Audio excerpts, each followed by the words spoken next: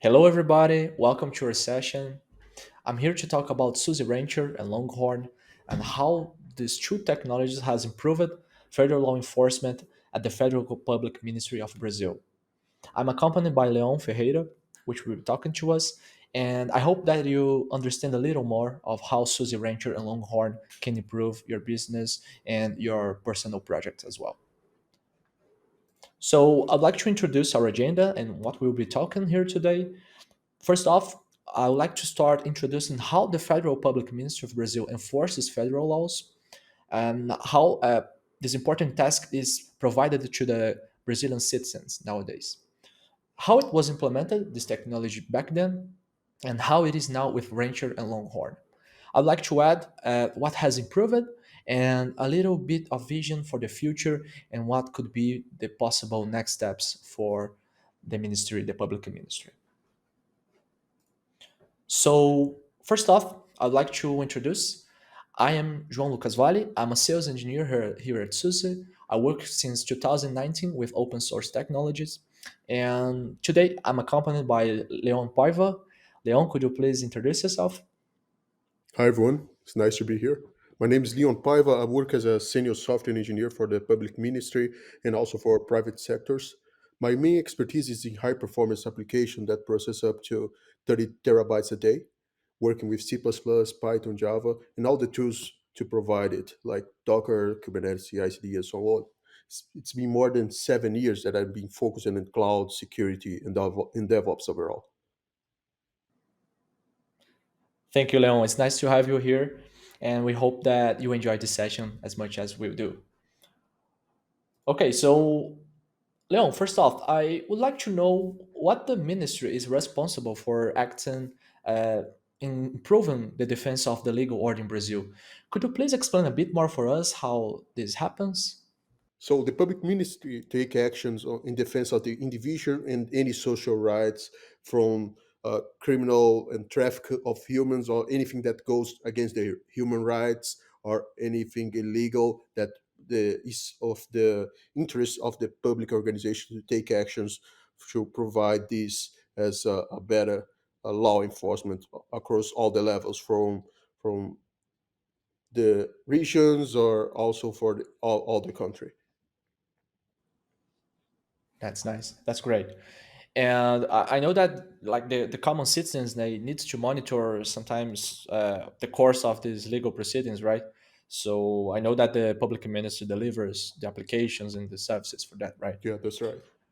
Well, okay, so I know I heard that there is a system called Sistema Unico, which is very important for the ministry, right?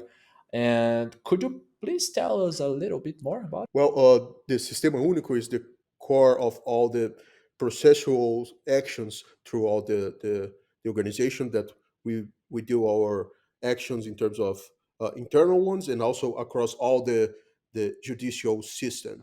So all of its core is running now on containers that do all our architecture, and this is how we provide service not only for our citizens but also movement all other process internally too. And this go on for any other project that mainly all of them consumes data or integrates with it.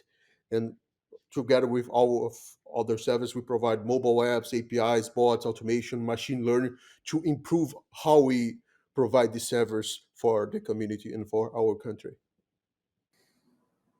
That's great. And I know that the ministry has a long time of acting, and I wonder how the older architectures was implemented. And I know that the infrastructure, starting by the infrastructure, right? You had this architecture composed of bare metal and virtual machines. Could you explain a bit more? Well, these go back a little, some years ago, but we all started from physical machines and we came to virtual machines. But this was a really recent process for us, and we got back the same bad practices that we went. So we, for every environment, we have one virtual machine for dev, one for homologation, two for production, and we were expanding a lot of resources, providing that with a lot of CPU, a lot of RAM that were actually not used in its full potential. So all of this creation was also manual, and these were a process that would take like months to even have an environment to start work with. So it was a painful process before, and not so long ago. I imagine. And I can see that this was probably hard to automate, right? Because you had like a huge environment with some big difference, and this is different, Yeah, right? yeah. So Right? talking about automation, we had a little, but it was not spread through our organization. We have around 9,000 employees and 2,000 IT professionals, and hard from 1% of that was automated at the time. So we had a process of deployment that we had to like send an email and wait for weeks to get it running, or even spin up an environment for us. And like, let's talk about deployment. That's also another pain that we suffered, but we recover and we learn from our steps, and now we are here to show how open source and how uh, Rancher has helped us to achieve our goal. Uh-huh. And yes, I know that together with automation, sometimes it comes all the application delivery stack, right?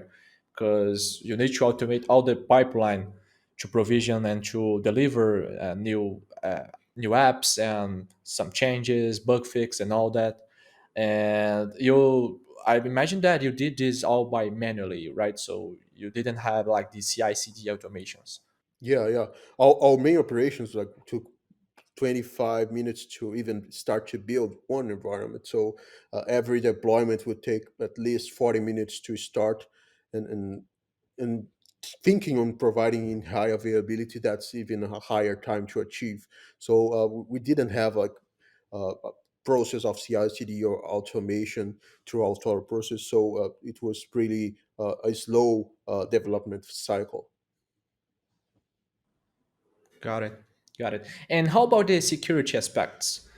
How they were considered So back then? we suffered a lot in terms of how to provide a good security. So we had a security of evaluation of our system, but they were infrequent and insufficient. Let's say, oh, they will only happen when something was deployed. So never something was reevaluated again over the time, or the evaluation was really literally outdated and didn't cover all the scenarios that we should to provide a high security on our system. So we learned from that and try to ensure a better architecture to fill those gaps, and provide a better uh, cycle and better development flow with which provide a better security CI/CD automation throughout our organization. Okay, got it. And I know that a lot has changed since then. And this is where we start talking about SUSE Rancher and Longhorn, right? And I know that you have like this really smart pipeline, not only for the applications, but for the infrastructure as well. But starting with the DevOps strategy, could you tell us how it is now? Yeah, for sure. So our new strategy came to solve everything. As a government institution, we must always think and keep the expenses low. So we started focusing on open source and free tools to automate our process and keep everything stable. So we started focusing on GitLab as source code, and CI/CD and all the automation which provided helped a lot for our projects, and using less computing resources to provide everything. Then when we use these resources efficiently, we can standardize the environment. So we came to Docker. So Docker was a game changer for all, that provide a good setup for all the teams working together, and having the same pattern of implementation and level of architecture. So okay, we want to provide these in a better way. So Kubernetes comes in a way, but okay, we never forget about security. So now Harbor comes into play together with Docker and Kubernetes, so we can also keep verifying and keep our artifacts secure with policies and a role-based access control, so we can keep free from vulnerabilities and keep up to date to the current level of threat, so we be always secure. So that's in place with Docker and Kubernetes. That's good, but now we want to manage our Kubernetes as well. So Rancher came to the rescue, and then we found a better way to manage our Kubernetes cluster, provide new ones, and keep growing over the time. So that strategy is not enough. If okay, I'm applying just one. So all these was made to be simple, efficient, and replicatable. So we can see the automation in picture again. So we can apply this to every development cycle throughout the organization. So all the projects now follow this same pattern. That's really nice. Well, and talking a little bit about their strategy, we as SUSE and working with the ministry, right, and all this great DevOps team they have, we started thinking on how Rancher could manage all this Kubernetes cluster. Because if I'm not wrong, right, Leon, you had like Kubernetes cluster before using Rancher, right? You used the old way, like starting with kubeadm and all those tools, right? Start with vanilla Kubernetes, and then we started to spin up some clusters and manage outside with Rancher, but was like just testing, but uh, focusing in high scale in production environment. Rancher was the best solution for us. That's nice. And as the infrastructure was growing, the ministry started to behavior like a private cloud. So all the internal infrastructure was acting like a private cloud, for example. So our SUSE Rancher integrates with their VMware vSphere, so they can provision RKA clusters in minutes right now. So they start making these moves and they start making all this action, treating their infrastructure like a private cloud. And if in a certain moment they start moving this to a public cloud, they can still use Rancher and sometimes even the same culture or the same process with the public cloud. All right. And thinking of that, we started to implement Longhorn as well, together with Rancher. So Longhorn right now delivers block storage to those containers and storage classes that can point to SSD disks or SAS disks on demand. So if a certain application needs like a faster disk with bigger and faster I/O, we can point to the SSD disks. This is some of the capabilities that Longhorn provides us and can deliver to an environment like the ministry. Right now, their Longhorn instance uses 3 nodes to replicate volumes, but all the workers in the clusters can use Longhorn to read and write data on demand. And the simple example over here shows how the architecture works in this case. So we have Rancher managing a downstream cluster, but not only one, but the production, the development, all the cycle, all the application cycles. And you have all those clusters being managed by Rancher and with Longhorn workers providing storage for all these containers. And I know that we're talking about how it was, how it is now, but I think it's important to understand what has improved. I think it's something that gives us some metrics to compare with the past, right? So could you please bring to us a little more of this vision, Leon, for what has improved? Yeah, for sure. That's important to learn how we evolved throughout the way. So for let's talk about our main application that had the development time and all the build time it decreased. So now let's talk. Okay, from 40 minutes we went to 2 minutes the deploy time. So that's a huge improvements that we had, and about how we provided that that came throughout all the automations, all the development flow that we integrated through GitLab CI automation, providing to Rancher and spinning up with our CI/CD. So also another increase that we had in terms of evolution of how our pipelines went for 28 minutes. We went for 9 minutes of pipeline build. So that's a huge improvement as well. And talking about, okay, Kubernetes cluster, how you can provide that. So right now we can provide our cluster that's a production ready cluster in 45 minutes. What does this have for us? Well, it provides in a minimal 6 to 7 terabytes of storage, uh, 7 to 9 nodes of high availability for workers, and this is our current environment for production, and we host there around 310 services. So SUSE Ranchers delivered all this solution together, and we made a great partnership to evolve our organization there. That's nice. That's great. Wow, and I can see that we have some important numbers here. You said that you lowered application deployment from 40 minutes to 2 minutes. This is huge, and all the Kubernetes provisioning in 45 minutes. This is really cool as well, because this is sometimes this is numbers that we only see when you're using public clouds or something like that, and seeing that works in a private environment is really really nice. Well, I know that more than that, more than these lower times, you saved some money, right? And you had like a decrease in deploy time, right? Yeah.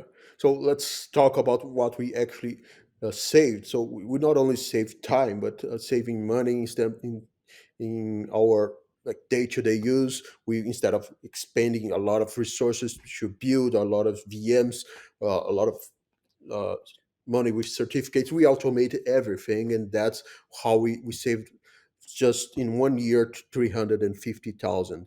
That's like money that you can use for schools, help the society. So, as a citizen and also a public worker, this is our responsibility to provide a better service every time, every day, and keep improving. And like, talk about numbers like that's a 95% uh, deploy time improvement. And with all that, we can improve our security and not only focus about cost here.